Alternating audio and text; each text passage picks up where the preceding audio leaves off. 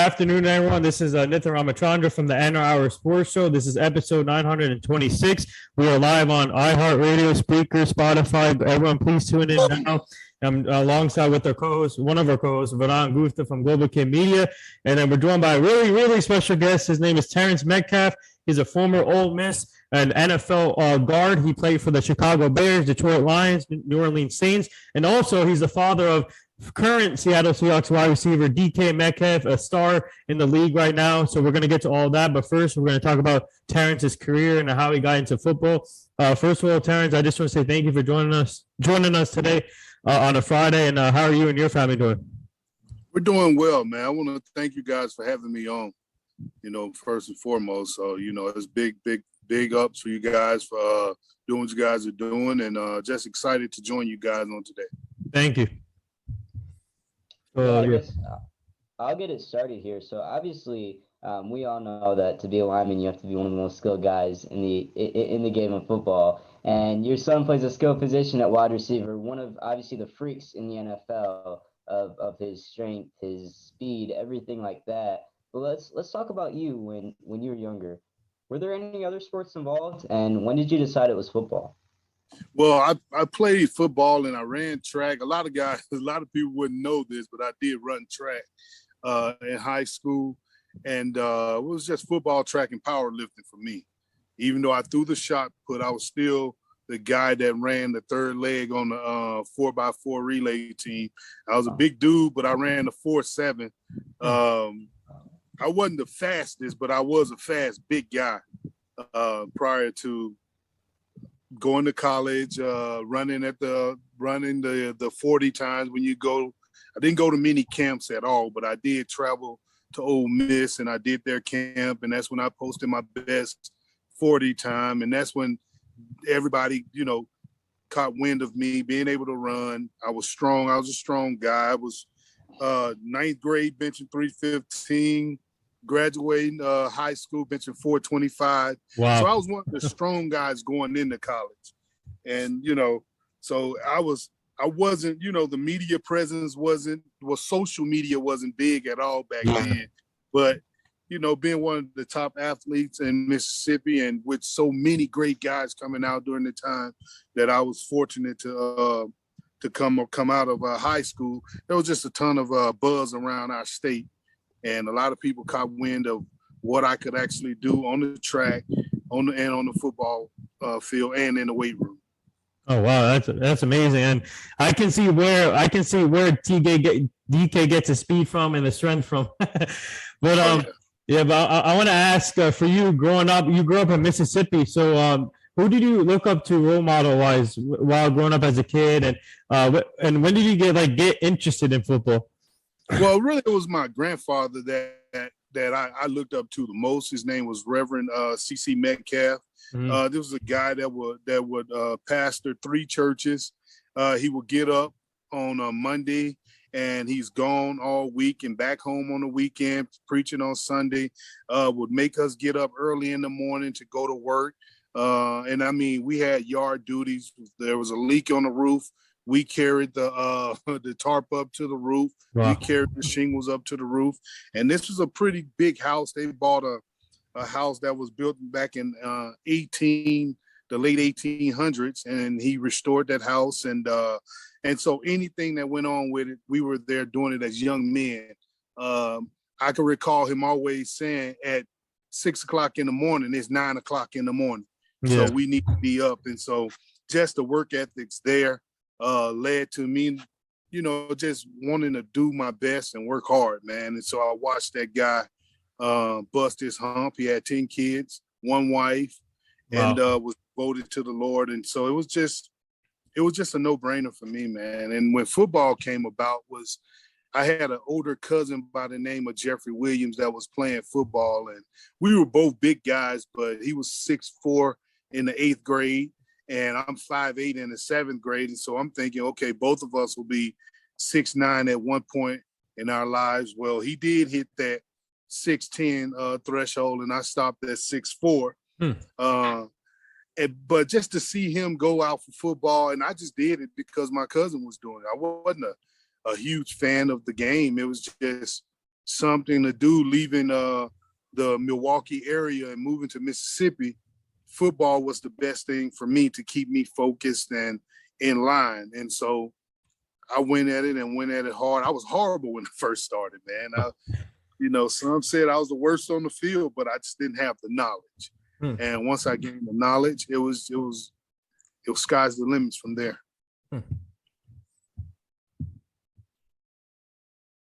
Oh, you're sorry about that. I was saying maybe you could give us some of that high. I could definitely use it.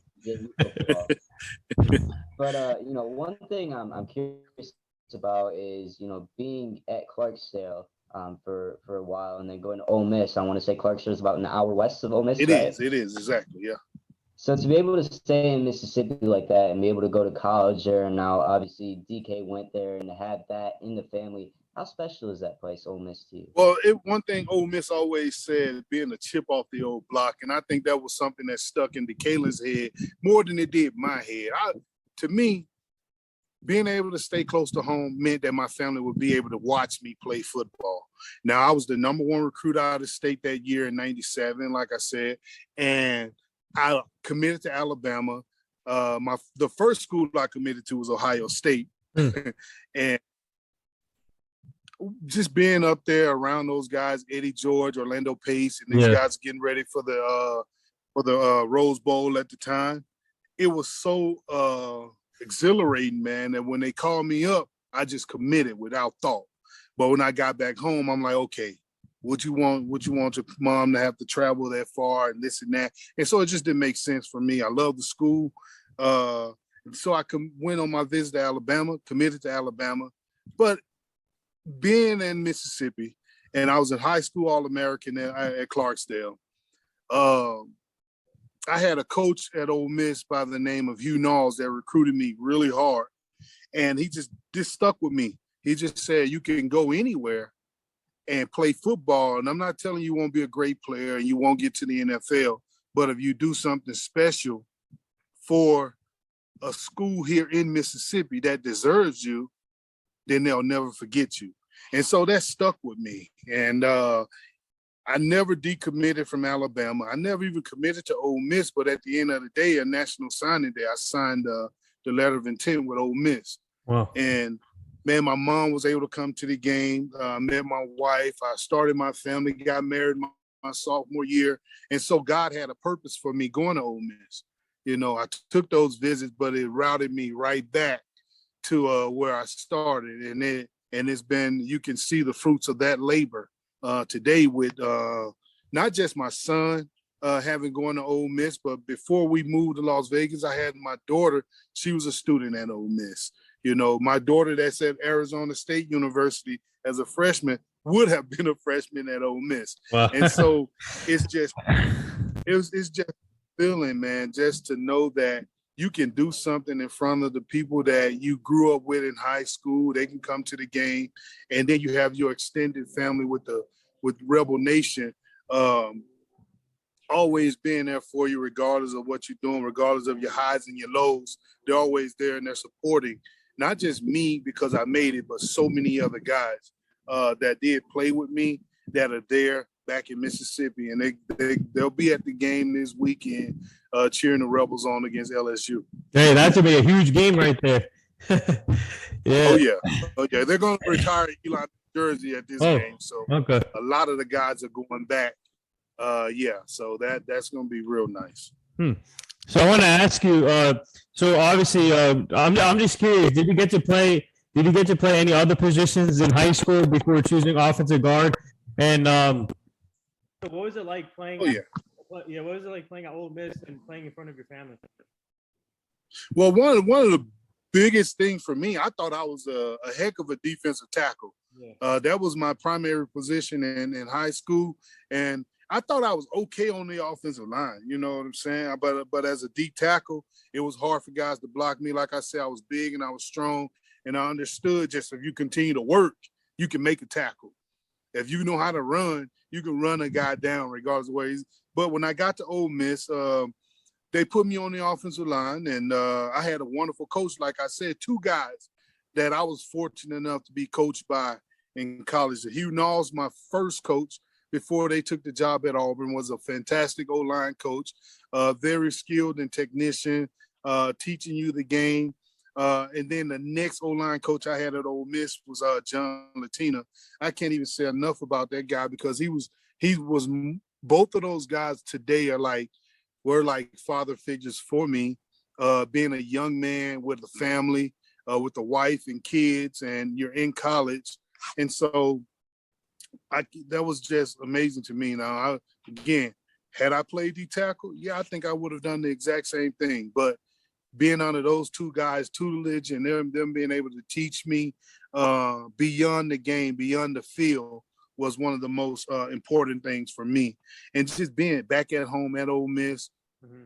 I mean, I had some fantastic guys that came in with me. So my class consists of Deuce Mister, who was my running back, who played for the New Orleans Saints, Derek Burgess, who played defensive end, who I went against every day. He played with the Philadelphia Eagles, New England Patriots, led the NFL in sacks. And so you can see from a growth and development standpoint, I was surrounded by really good talent. Kenyatta Lucas, who played cornerback with the Seattle Seahawks. He was also in my class. Kedrick Vincent played offensive guard on the opposite side of me, who was also in my class that played with the Pittsburgh Steelers. And so you see that there was so much talent that group of coaches brought in.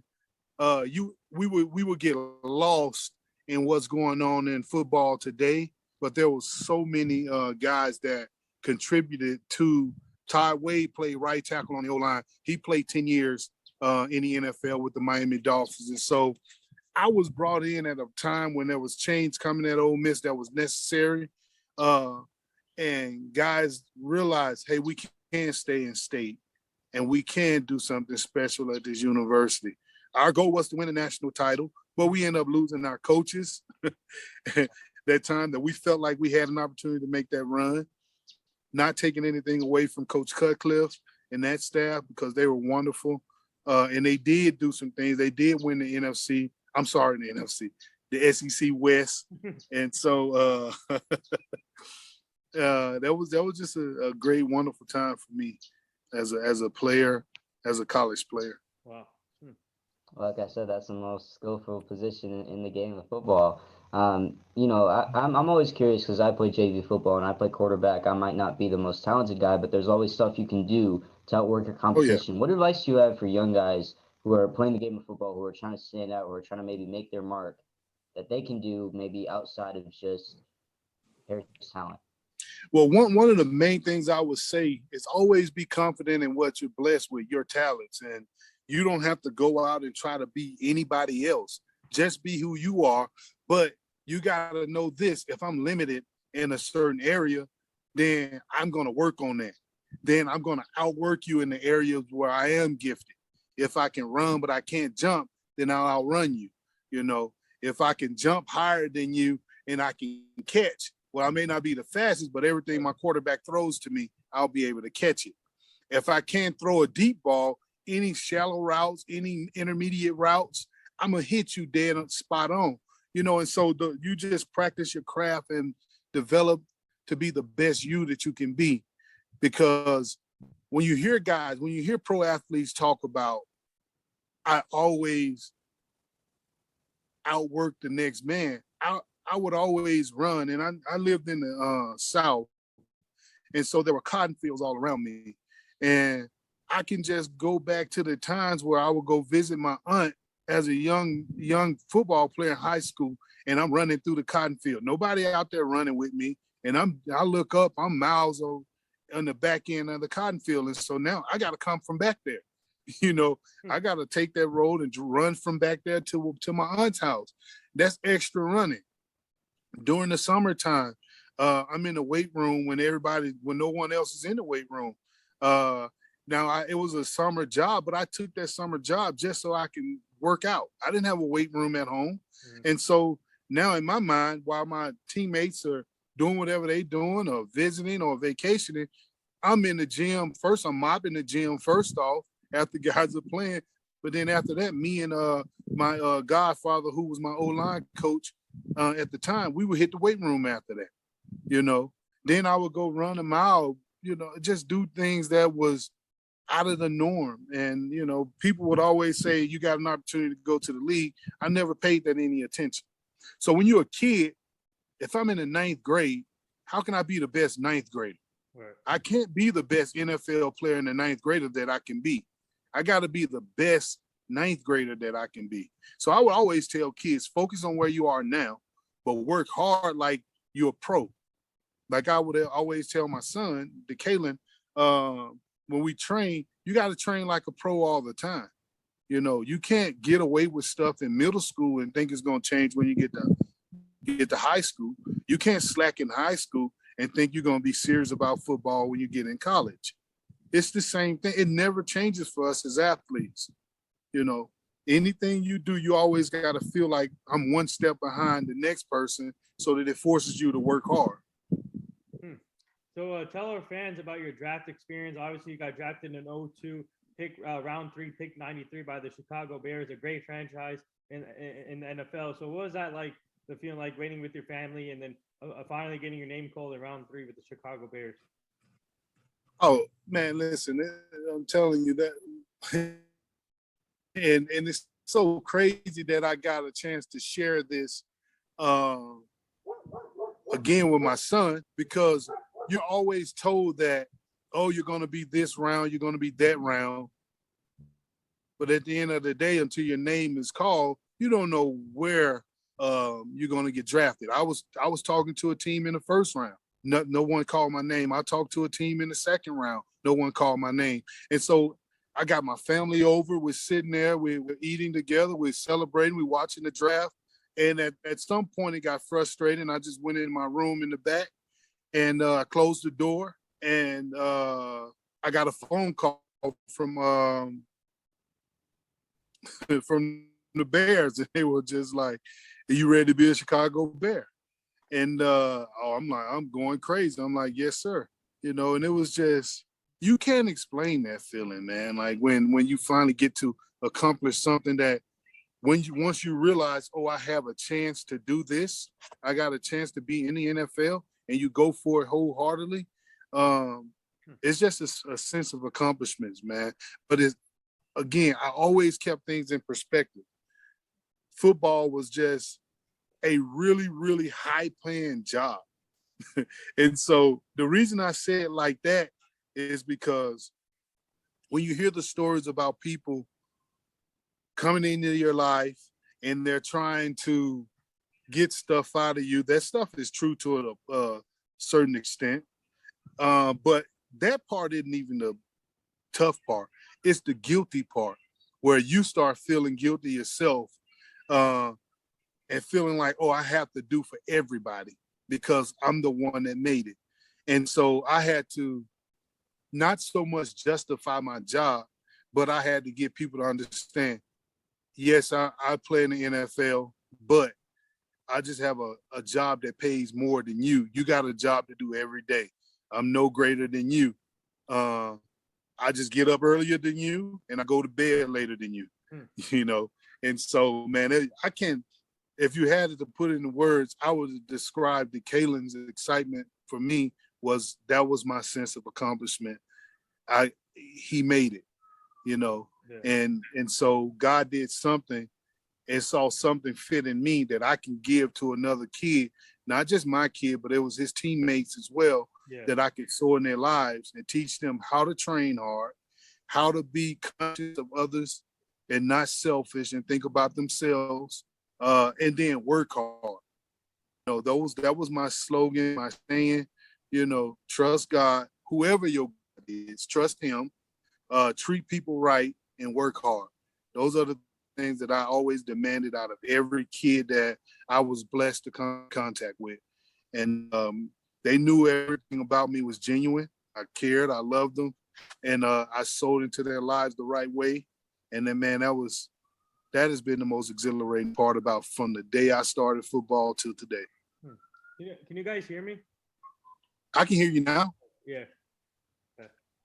Man, that's awesome. And, one of my favorite topics to talk about is it is more than just a game, or it is more than just whatever Instagram followers you've got, because I was covering a Pro Bowl a couple years ago when I was 12, and one of my favorite conversations was with Saquon Barkley, because he said the same thing, that sometimes, yeah, you can sign the autographs, you can give someone your name on a piece of paper that they might go sell for $5, but when you have a conversation, when you have a chance to learn something, that's when it's really real. That's when maybe you can change your life just by doing that much. Do you have any stories in particular, maybe of after game, or even now when you meet someone and just having that conversation, you can tell is really changing their life? Well, one thing that I did was I started a recruiting website called P5 Recruiting, and so I don't take on a lot of clients because I want to be intimate when I'm talking to the parents. And when I'm not talking to the athlete, but talking to the parent and getting the parent to understand the importance of their presence in their kids' recruiting process. One thing I learned, a lot of people will place blame on college coaches or high school coaches per se. When I say college coaches, I mean junior college coaches, because you're still going through the recruiting process in junior college. But high school student athletes, the coach's job is so difficult. Most coaches teach a class, and then they're coaching, and then they're responsible for budgeting, and then they're responsible for 100 kids or less, maybe minimum 50 kids on the team, and their lives are so consumed because they got a family themselves, and so no excuses for any, but can't do it all. And so I would always, when I meet family, the first thing I want to do is talk about their readiness to take over the kids' recruiting, and don't put that in a coach's. Coach want to be involved, never turn him away, but don't put it in his hand. You should be contacting colleges. You should be emailing these colleges. You should be taking your kid on visits so that they can see and understand what region they want to be in. And at the end of the day, if they're talented enough, they'll get offered a scholarship. And no one can determine the kid. Stars don't determine the kid's recruitability. We've seen that system fail time and time again. One of the guys that I love to talk about is Patrick Willis. When I got a chance to meet Patrick Willis, he was a linebacker for the San Francisco 49ers. But before then, I met him as a freshman at Ole Miss.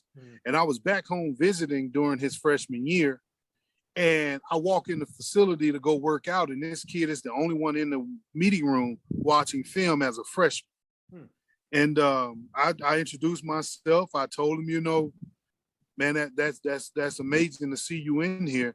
And then next thing I know, I wasn't really following football because I was engaged in my family. I was engaged in the Chicago Bears.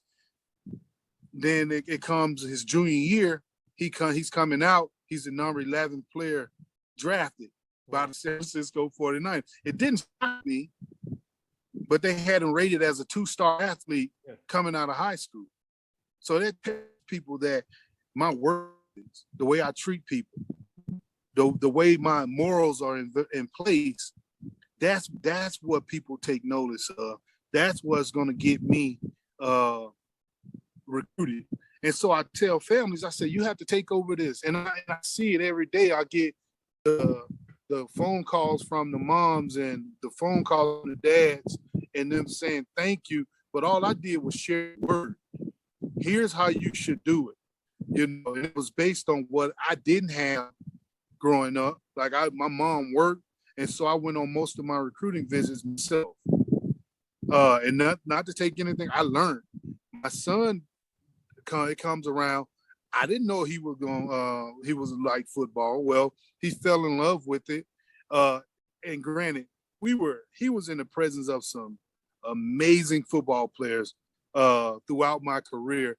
And I'm grateful to these guys because everybody family was everybody family. And when DeKalen can go out on the field and a guy like Alex Brown, Adewale Ogunye, Peanut Tillman, Lance Briggs, Brian Urlacher, Olin Kreutz, Ted Washington, all these guys are there to sow into a kid, even just a rub of the head, because at the time I was one of the only guys with 2 kids in the locker room. And so all of this, and you get to see the fruits of the labor. Now he's in the league, but it was only because I can say, hey, here's how we're going to go through this process. Me and your mom, we're not traveling everywhere to all these schools. Here's what we're going to visit here. We're going to answer these phone calls before they get to talk to you, because I think that's the process. The family, the mom and dad need to talk to the kids before a college coach get to talk to them, because now it's a mental game. No mental manipulation with kids. I don't believe any of that, and mental health is the most important thing right now. And you can see that throughout this nation. That's all everybody's talking about. And it starts early. It can even go all the way back to Pee Wee. Putting your kid on the right Pop Warner football team is important. Making sure your kid has the right middle school coach is important. The right teachers are important, because one individual can say one negative thing and it causes a lifetime of hurt mentally. And so, man, I can't give one individual instance, but through this recruiting process and through P5 recruiting, I pray I get to touch as many lives as I can. Hey, that's a Terrence. I just want to say that's another great platform you have right there for kids, and it's kudos to you, man, keeping that up for the kids, and I love that platform. And for you, I know you got to play with the Lions and the Saints, but I want to just talk about your Bears career, because obviously a great franchise, city of Chicago is an amazing place to play in, and for you, you just mentioned players like Lance Briggs, Brian Urlacher. I had both of them on the show. Also, Brian Urlacher, Lance Briggs, and it was that's awesome, man. Talking to them, and also you got to play. All right, fans, whoever's tuning in right now, there is another Adrian Peterson in the NFL. Don't get confused with the other Adrian Peterson. This is another great Adrian Peterson that no one should forget about. Yeah, I don't think anybody can ever forget about AP that I played with.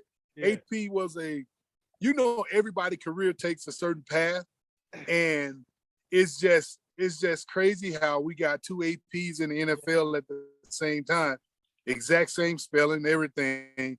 But my AP was a phenomenal running back. Some guys' careers are better in college than it is in the NFL, but his time in the NFL, I think it was a great amount of time that was spent. He was phenomenal on special team, and when he had opportunities to run the football, he did some amazing things with it. But AP is not to be forgotten, never. You can't forget any guys that reached that plateau, because we know we're a part of the 1%ers that get a chance to do it. And but man, in Chicago, that's a wonderful city with so much rich history, going back to not just the Super Bowl shuffle, but you go back to Dick Butkus and Mike Ditka and Gale Sayers. I mean, George Halas, the founder, one of the co-founders of the NFL, Virginia McCaskey, who's there now as the current owner, who is the daughter of one of the founders that is still here with us, and it's just, and I mean, every year I was there, she always was representing that family. She was always in the locker room. We got amazing fans in Chicago, man. We had some hard years, my first 4 years in there, 4 seasons, but the fans were there every Sunday supporting, every preseason supporting. And I can't say I love that. I love the Midwest. I grew up in the Midwest. I was 13 years old before I moved to Mississippi. So it was like going back home to half of my family that still lives there. You can't say enough about that city, man. About the NFC North in itself, the the Green Bay Packers, the Detroit Lions, man, the Minnesota Vikings. It was just, man, it was to go to that place and play for 7 seasons. That was rich history that they have in that area. I can't complain. I can't say enough. I just want to ask you, what was it like blocking for a guy like Jim Miller as a quarterback? Hey, listen. When you get in there, you know Jim is a pocket guy. He's not gonna run the ball and run all over the place. Because by the time I got there, Jim was like in his 13th year, and so he had just taken them to into the to the I think it was the playoffs. We had went into the first round, the wild card, and lost to the Philadelphia Eagles. When Jim, the 2001, right before I got in there. And so, one of the best things about that was just the group of old linemen that I was with. Olin Cruz, Big Cat Williams, Rex Tucker, Chris Valerio, and just Michael Gandy, just learning behind those guys and getting to understand what it truly means to, when you get that opportunity to start, how hard we worked, man. We worked hard as a group.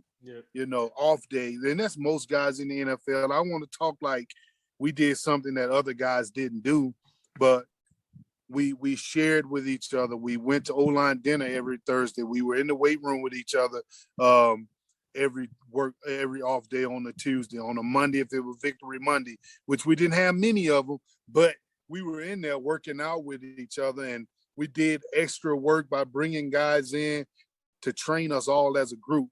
As an O-line. And I know everybody does it, but for us, we just had a special bond. We ate together with our families and stuff like that. Yeah. And you normally do a lot of that in college. You don't do it in the NFL, but we did it, and today I still have a bond with those guys. Olin, Roberto Garza, Ruben Brown, Fred Miller, John Tate. We may not talk all the time, but it's Big Cat when you see me, or they call me Mick back then, and so, or Snoop back then they called me as well. So I had a lot of different nicknames, but man, we had a lot of fun, all of us all together in that locker room. Yeah, I got a two-part question. So first of all, we know, like I said earlier, DK is one of the physical freaks in the NFL because of how strong he is, how fast he is, etc. And I know a lot of that comes from the diet, and I'm sure that's something you stressed early on. I wanted to let you know this week was National Chef's Day, so shout out to you, the dad chef, I'm sure, for a lot of his life. And then, secondly, I kind of want to know, would you have tried, I know 9 years is a lot of time, would you have tried to kind of, or not 9 years, however long it was, try to stick that out to have a chance to be a father-son duo in the NFL?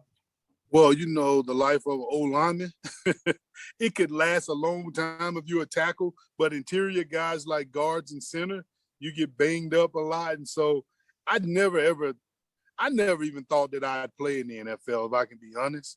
And so when my time was up, when the Saints released me, I had an opportunity to go try out again, but I had a sixth grader at home that wanted me at his football games. And I didn't want to miss that. And so I promised my family that I wouldn't surf around and go here and there and waste years of trying to get back in the league. And so when the Saints released me, I was done. And I went full go. I had already started a company where we were printing sports magazines in Oxford, Mississippi, covering Ole Miss, covering Mississippi State, covering Alabama. And I went wholeheartedly in that. And then I started training kids every afternoon. And that's when I found out, okay, you're a coach, you love this. And so I went into coaching alongside of my son. So I went from middle school to high school with him. And then when he went to Ole Miss, I had never coached on the collegiate level. And so I finished my master's and started coaching with David Saunders, who was my special team coach when I was at Ole Miss. So I went with him down to Pearl River Community College and gotten into coaching. But that was it. I just found my calling through that. But with DeKalen, DeKalen was always a particular person. He worked hard he's never ever, and I can say this with all honesty, I haven't had an issue with him. If I asked him to do something, he did it. If I told him, if you do it this way, he sought to do it that way because he saw victory in what I had done. And so he never bucked against the training. You know, a kid is always going to get tired. And so he would always try at first, but then I could do nothing to beat him other than in the weight room, I was stronger, but jumping, he started dunking in like 7th, 8th grade. And it just from that point forward, and just his strength was just crazy, stupid, and you know, being physical on the field. The theory for wide receivers to me is if you can't block when somebody else is getting the ball, then why play the position? Do your job for your next man. So when your turn comes, you catch the ball. He's going to do it for you. So DeKalen started getting really physical in high school, squaring up like an old lineman, keeping his hand inside, keeping his elbows tucked. And he learned that. And so he will always go for a pancake. And so it just started from there. And then now it's just having fun, man. Being told that you're not fast, being told you can't do this, breaking your neck, coming back from that. And now you know there's a purpose for me. God has a purpose for me. And, you know, you're not going to be perfect. You're going to always do something that you feel like you're disappointing somebody. But it's a learning experience to me throughout life with kids. Not my kids only, but you as a young football player, you should know this. Even though I'm on JV, I'm going to be the best JV quarterback that I can be. Am I going to be perfect? No. But if I dwell on my negative, then I'll never get right. And so in football, you always say, go to the next play. Don't make the same mistake. Go to the next play. Why can't it be that way in life? You know, don't make the same mistakes. Go to the next play and make sure you're doing the right things by people as you're going along. That's well said over there. And a couple more things here before we let you go. But I want to ask you about obviously your son, and obviously you father and duos. Father, obviously, there's another way you can to see this. So, for example, I'm a big Dallas Cowboy fan, and obviously you see Zeke there and his father. And then what's it like seeing your son just to go about his dream, play football like what you did, and obviously Walter Payton's son played football too. So what's it like having that father do in a different way in your life? Well, one of the most important things, man, you get to share in things that not everybody can share. So for me, when there's trouble in his life, I know he's gonna go share certain things with his mom. But when it's trouble at the job or something that he don't quite understand at the job, I know that's my time. Yeah. That's my special time, because it's only 2 people in the house of 6. Yeah. I'm sorry, in the house of 8 that shares that, from college to the NFL. And so it's special to me, man. You can't put it into words, because words, man, it's a blessing, you know. Seeing him, not just because he went to Ole Miss. Now, that was special in itself, but being able to play at a high level, because you never know. You never know what's going to happen. Just because you did it don't mean your kids are going to do it. There's a lot of football players that don't allow their kids to play football because of the concussion situations and injuries. I understand that. But if your kid loves it, I never thought 1 second to take that away. And then if they work hard, and then if they're blessed with the height, they're blessed with the speed, they're blessed with the strength, there are opportunities that's going to come out of that. I don't know if it'll be the NFL, but you'll get a chance to play beyond high school if you do those things. And if you're blessed with those attributes, you'll get a chance to play beyond what others thought that you wouldn't be able to. Because like I said, in the 7th grade, I was called the worst on the team, you know, and I was the only one in that group that went and played in the NFL. You know what I'm saying? And that was because it made me work hard. It made me focus. It made me understand that because an individual said this doesn't mean that defines me. And so with DeKalen, it's just like, I can't, you know, to describe, I would just say I'm one of the blessed that get to share in this. My wife is one of the blessed that get to share in it, because she was a wife in the NFL. Now she's a mom in the NFL. And that's a blessing. That my daughter and my sons, below Kalen. Now they're not just kids in the NFL; they're siblings of an NFL player, and so that's the blessing in this all. And that's how I look at it every day, man. Everybody sees you in your community. Everybody knows you from where you're from. They know DK, and to keep everything in perspective is a blessing. No different than if you was a doctor and your child went to be a doctor. That is a blessing, and so that's how I look at all of it. See, I'm sorry. Yeah, just a follow up to that. Tell our fans about the draft experience with your son. Obviously, getting drafted by Seattle. Take us through back to that day when you were with him, and obviously getting the call from Pete Carroll and John Snyder. And also, I don't know if you saw the video when Pete Carroll took off his shirt while DK was. Oh yeah. So what was the draft experience and the reaction to that video? Well, one of the things that was most important for me for the draft experience, like I go back to what I said to him, I learned through my draft experience that it's all about getting into the NFL. Yeah. Because there are guys that are amazing football players that are Hall of Famers that wasn't even drafted. They were free agents, and then they rose and they proved through their work ethics. And so that's what I'll say about this draft experience. The phone call came in, and they asked me, Kalen, are you ready to be a Seattle Seahawk? That was the most important thing. And so I had already talked to him about it's all about getting in there and working your butt off and contributing early and going to that organization, being under Pete Carroll and John Snyder. Those guys do a really good job being player coaches, player administrators, because I see a total difference from my time to this time. It's more player oriented. These guys got an opportunity to express themselves. Now you still work hard. You still have to learn everything you need to learn, but being a part of that organization, man, and it just shows you Pete character. When he take the shirt off, you know what I'm saying? It just shows the fun side of it. When you go to the practice in the summertime, the Kalen two younger brothers, Dalen and Aiden, Pete Carroll is throwing them the football. And so it just shows you the character of the man. And it goes beyond football with that organization, and that's what I love about it. I'm glad. And, not saying all other organizations isn't like that, but my experience as a father and as a family, that's an amazing thing for them to do, to bring everybody and make sure every one of the family members are involved.